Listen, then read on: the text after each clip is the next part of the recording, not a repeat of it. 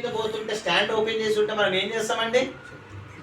బాబు stand ఉంది తీసుకో. ఇంకా కొంత నేనైతే కొన్నిసార్లు ఫాలో అవుతా, నేను వెనకాల వెళ్ళిపోతా, ఆ బండి వెనకాల వెళ్ళి స్టాండ్ ఉంది భయ్యా స్టాండ్ కాళ్ళు ఎందుకు పాటల స్టాండ్ దానికి తట్టుకొని పడితే కాలో చేయి ఇరిగిపోద్ది, యాక్సిడెంట్ అయితే కొన్నిసార్లు చనిపోతాడు మనిషి.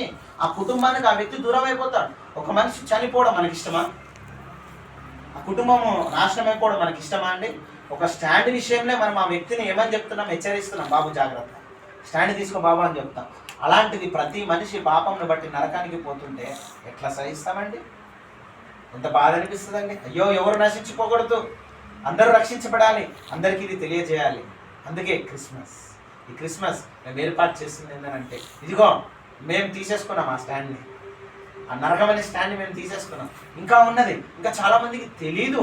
మతం అనుకుంటున్నారు కొంతమంది, పాపం కులాలు మార్చుకోవాలి, బొట్టు తీసే ఇదన్నీ అనుకుంటున్నారు, వాళ్ళకి తెలియదు. అట్లా చెప్పేవాళ్ళు ఉన్నారు, కొంతమంది క్రైస్తవులను కూడా అట్లా చెప్పేవాళ్ళు ఉన్నారు.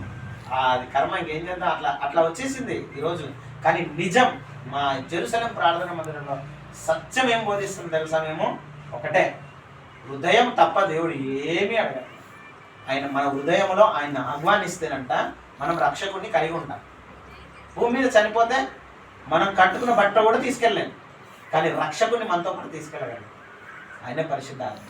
ఆ ఆత్మ మన లోపల పరిశుద్ధ ఆత్మ రావాలంటే మనం ఒప్పుకోవాలి, ఆయన మనం అంగీకరించాలి.